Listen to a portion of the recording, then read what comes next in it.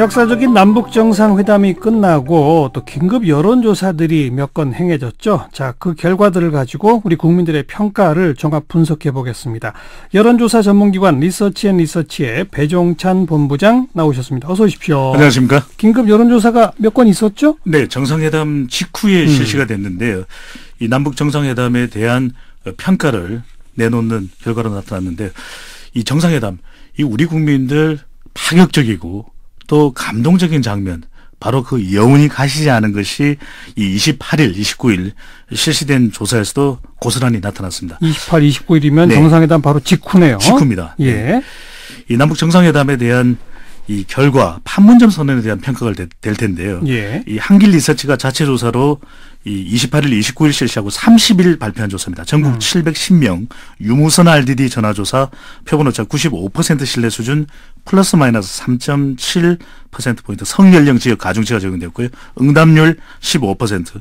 자세한 사항은 조사기관의 홈페이지에서 확인 가능합니다. 예. 지난 27일 남북 정상, 두 정상의 만남이 이 오후에 발표된 판문점 선언에 나타났는데요. 어떻게 평가하는지 국민들에게 물어보았습니다. 예. 이 잘 되었다는 긍정평가가 10명 중 9명에 육박하는 이 88.4%로 나타났습니다.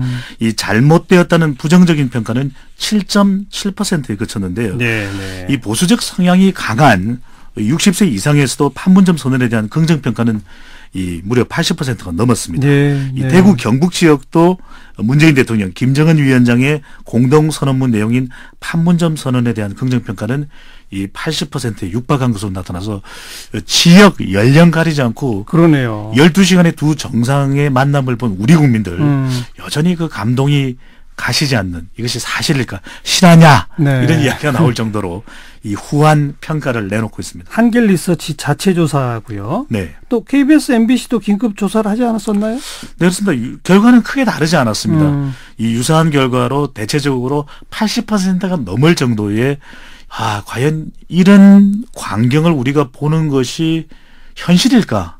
라고 하는 것이 아까도 뭐 실화냐 하신 거랑 똑같은 얘기인데. 조사 결과로 그대로 나타났습니다. 지금 이 결과를 분석하는 저조차도 이 12시간의 만남 장면마다 여전히 이 머릿속을 떠나지 않고 있습니다. 네. 북한에 대한 인식이 달라졌다, 뭐 이런 응답도 많이 나왔다면서요? 그런 여론조사도 있었었죠. 네. 네. 이번 정상회담으로 민감한 문제에 대한 부분까지 이 북한에 대한 신뢰도가 획기적으로 개선된 것으로 나타났습니다. 그래요. 이 판문점 선언의 한반도 비핵화를 위한 이 북한의 진정성에 대해 어느 정도 신뢰하는지 물어봤거든요. 네. 진정성이라고 하는 부분에 좀 방점이 찍혀져 있을 수는 있습니다. 진정성, 신뢰하는 네. 정도. 하지만 질문은 한반도 비핵화까지 포함하고 있습니다. 예. 이 물음에 대해, 신뢰하는지에 대한 물음에 대해 3명 중 2명 정도인 64.5%가 북한의 진정성에 대해 신뢰한다고 응답을 내놨습니다. 네. 과연 우리가 과거 어떤 조사 결과에서 이처럼 신뢰도가 높았을까라고 되돌아보면 짐짓 어느 때의 조사인지 기억하기가 힘들 정도거든요. 그런데 네. 김정은 위원장에 대한 이 같은 조사기관의 조사에서 보면 김정은 위원장에 대한 호감도가 매우 높았습니다. 30%가 넘을 정도였고요. 비호감도가 20% 정도로 나타났고, 그리고 아직까지 좀 지켜보자는 의견도 한 3명 중에 1명 정도 나타났는데, 아니 30%가 넘는 40%에 가까울 정도의 김정은 위원장에 대한 호감도. 이거는 처음이죠. 그럴 정도 나오는 거는. 이 정도 높은 정도는 상대적으로 우리가 주변국의 지도자들과 관련된 호감도 조사를 할 때 보면 항상 바닥이었었거든요. 예. 하지만 더 이상 북핵 위협에 주범이라는 표현을 과거에 쓰지 않았습니까? 그랬죠. 아닌, 이제는 길동무가 된 이 김정은 위원장에 대한 호감도 매우 높았는데요. 이 40대와 50대의 신뢰가 단연 높았습니다. 20대가 연령대별 신뢰도는 좀 낮은 것으로 나타났거든요. 그 부분도 좀 주목할 부분이었고. 20대가 오히려 낮고 40, 50대는 높다. 네. 그걸 보면은 40, 50대의 경우에는 과거의 북한과 남북 간의 관계를 오랫동안 지켜본 또 세대 아니겠습니까? 그렇죠. 물론 전후 세대이기는 하지만 예. 이렇게까지 남북 관계가 가까워진 것에 대한 기대감이 반영됐고 그것이 믿음으로 이어졌는데 20대의 경우는 잘 모를 겁니다. 가장 많이 노출됐던 경험들이 이 북핵 위협을 많이 느꼈던 것이 20대들이고요. 그러다 그렇죠. 보니 예. 실천적으로 진전되는 모습을 볼 경우에 이것이 믿음으로 이어지는 것이 20대일 것으로 보여지는데요. 이 대구 경북 지역도 신뢰도가 40.7%로 절반을 넘지는 못했습니다. 지역 간의 차이는 있는 것으로 나타났습니다. 네. 정상회담 직후 문 대통령 지지율도 뭐 대폭 상승하는 조사 결과가 나왔다면서요? 네. 문재인 대통령 지지율을 이야기할 때 이제는 남북 정상회담을 분기점으로 꼽아야 될 것 같은데요. 반드시. 왜냐하면 남북 정상회담 직전에도 문재인 대통령 지지율 고공행진을 해왔습니다. 계속 해왔죠. 네. 근데 그보다 더 뛰어올랐다는 그렇습니다. 거죠. 과연 취임 1주년에 임박해가는 대통령의 지지율이 이렇게 높을 수 있을까? 역대 대통령 지지율을 분석해 보더라도 취임 1주년에 임박해서 처음에서 이 80%가 넘는 지지율 보지 못했던 것 같거든요. 그런데 문재인 대통령 정상회담 직후 실시된 이번 조사에서 이 국정 수행 85.7%로 나타났습니다. 85.7%. 그 이전 조사에서는 얼마였는데요? 네. 이 직전 조사에서는 정상회담 직전은 60%대 후반 정도로 나타났었거든요. 와, 그럼 갑자기 15% 이상이 뛴 거예요? 네, 15%포인트의 상승 효과가 있었다라고 볼 수 있는데 그렇다면 그 사이에 있었던 이벤트라고는 바로 남북 정상회담입니다. 하나밖에 없죠. 네. 예. 이 국정 수행이니만큼 그동안 이 문재인 대통령의 대선 내내 꼬리표가 달렸던 것이 안보 문제에 대한 불안감이었지 않습니까? 그렇죠. 바로 이 부분을 한꺼번에 씻어내면서 결정적인 장면을 또 도보다리에 이 누구도 알 수 없는 두 사람만의 대화를 꼽는 경우도 있습니다. 바로 그런 장면이 이런 대통령 지지율을 높인 것으로 보여주는데요. 주로 40대 수도권과 호남 이 중도층에서 지지율 상승폭이 큰 것으로 보여집니다. 그동안 중도층은 좀 대통령 지지에 대해서 안보 의존도가 높은 중도 보수층에서는 이 지지할까 말까 좀 주저하는 부분이 있거든요. 그러나 남북 정상회담을 보고 난 이후에는 바로 상승하는 모습으로 나타났습니다. 예. 뭐 85%가 넘는다는 얘기는 그 왜 그런 조사할 때 선생님의 이념 성향을 뭐라고 평가하십니까? 뭐 나는 진보, 나는 중도, 나는 보수 뭐 이렇게들 말하잖아요.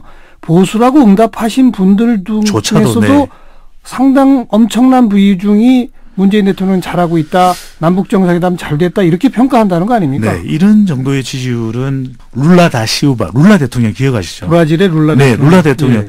이런 대통령이 받았던 지지율이 80%였거든요. 네. 그런 지지율을 문재인 대통령. 어찌 보면 남북 관계가 이념으로 갈라놓고 있는 대한민국 사회에서 정상회담 한 번 있었다고 이렇게까지 올라가는 거.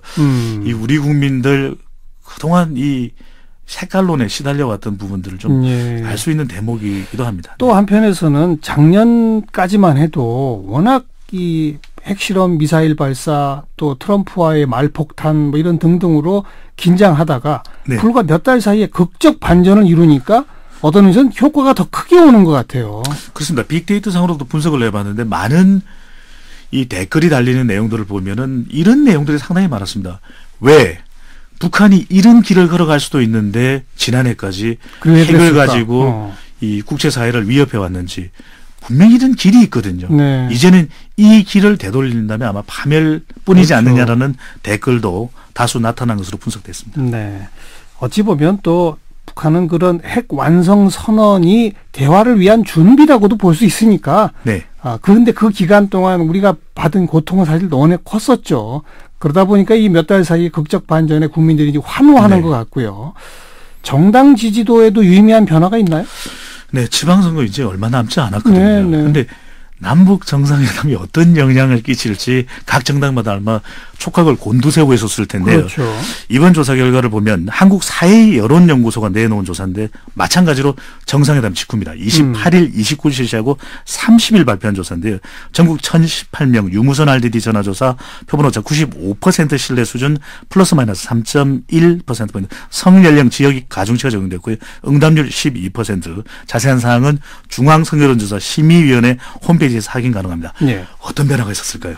더불어민주당 지지율 58.8%로 60%에 육박하는 결과로 나타났고 그전에는 대략 한 50 정도였죠? 대략 50% 내외였거든요. 근데 거의 한 7, 8% 이상 뛰었다. 심지어는 40% 후반 조사 결과도 있었으니까 거의 8에서 10%포인트 가까이 상승한 모습이고 이것도 역시 마찬가지로 중간에 있었던 이벤트라면 정상회담밖에 없거든요. 자유한국당 11%였습니다. 11%. 그 전에는 한 15 정도는 나왔었죠? 네. 15, 6% 정도. 또 9에서 20%, 19에서 20% 가까운 조사 결과도 있었는데 물론 다른 조사기관의 결과도 좀 지켜볼 필요는 있겠습니다. 어쨌든 바른미래당이 6.8%, 정의당 4.2%, 민평당 0.6%로 나왔고요.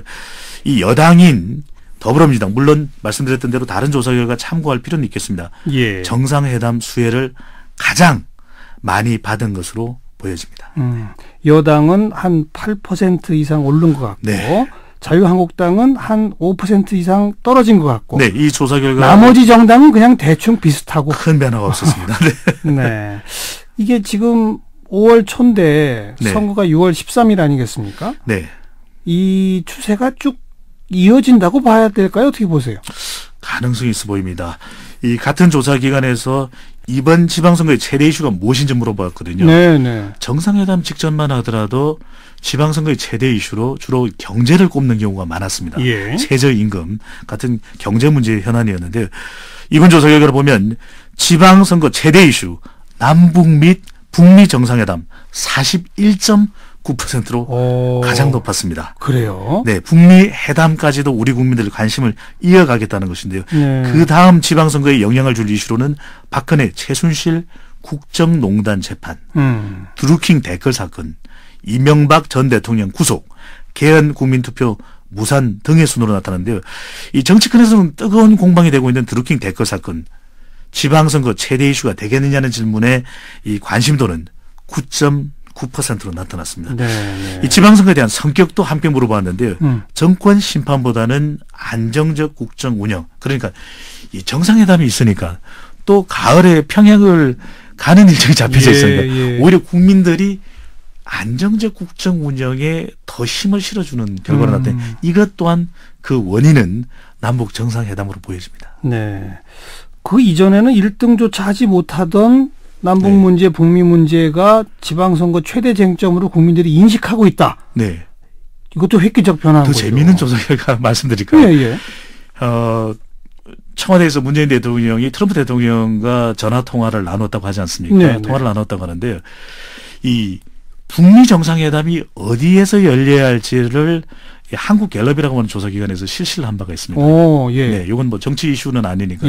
근데 선거 이슈는 아니니까. 이 질문에 대해서 가장 많은 우리 국민들의 대답이 판문점이었습니다. 뭐 그건 상식적으로 추론할 수 있어요. 네. 그런데 지금 그렇게 돼가고 있잖아요. 그러니까요. 우리 국민들이 이렇게 판문점에서 북미 정상회담을 열리기를 원하고 있는 것이 트럼프 대통령에게까지 전달되고 있는 것이거든요. 네. 과연 이 국민들의 여론이 정말 이게 이 한반도를 벗어나서 트럼프 대통령에게도 영향을 준다. 상당히 놀랍게 여겨집니다. 네. 이런 조사 결과가 배종찬 본부장 보시기에는 일주일, 2주일 지난다고 쉽게 바뀌지 않을 것 같다. 이거죠? 네, 그렇습니다. 가장 큰 이유는 우리가 이슈의 그 관심도에 있어서 얼마만큼이나 확산되는지가 중요하거든요. 네네. 관련되는 뉴스들이 계속 이어질 수밖에 계속 없습니다. 후속 보도들이 나오니까. 문화교류, 이산가족의 대대적인 상봉, 지금 650여 명으로 이산가족이 만나게 될 경우에는 90여 회나 자리를 만들어야 된다는 것이거든요. 근데 이 곧 뭐 논의가 되고 있는 부분이 8.15, 8월 15일 대대적인 이산가족 상봉, 이거 국제적인 큰 뉴스가 될 수밖에 없을 것으로 보여집니다. 당장 오늘만 해도 남북 그 대북 확성기, 북한 쪽에서는 또 대남 확성기, 이 서로 철거하는 뉴스 이런 게 막 나오고 있지 않습니까? 그렇습니다. 그리고 또 조금 아까 언급하신 미북 북미 정상회담 장소로 판문점 유력 거론, 이게 또 계속 또 터져 나오니까 계속 이 뉴스가 국민들을 잡고 있다. 그러면 여론은 크게 변하지 않는다. 반대로 지방선거에 대한 관심도는 상당히 떨어진다. 바로 이 부분도 우리가 구글 트렌드 등의 투표율에는 좀 더 악영향을 줄 수도 있나요? 그럴 가능성을 배제할 수는 없을 것으로 보여집니다. 왜냐하면 더 큰 관심이 정상회담, 이어지는 정상회담에 모아지고 특히 이 자유한국당 안보 중심으로 결집이 될 수밖에 없을 텐데 이 안보가 이제는 더 이상 잘 안 먹히니까 지방선거 이슈가 되지 않는다면 이 연령대가 높은 고연령층의 이 전통적인 보수 성향이 강한 유권자들이 과연 투표장에 갈 것인가라는 진단도 지금 나오고 있거든요. 그래요. 바로 이런 부분들, 또 젊은 세대들은 이제는 이 정상회담으로 이 여당 지지하고 있는 여당 성향이 강하니까요. 네. 어느 정도의 이 구도가 만들어진 것 아닌가. 물론 뭐 이 섣부른 판단일 수도 있습니다. 선거는 지켜봐야 되니까. 알겠습니다. 네. 그럼 안 됩니다. 네. 투표는 투표고 투표는 그렇습니다. 정상회담은 정상회담입니다. 그럼요. 투표는 꼭 해야죠. 맞습니다. 네. 오늘 여기까지 수고하셨습니다. 감사합니다. 리서치앤리서치의 배종찬 본부장이었습니다.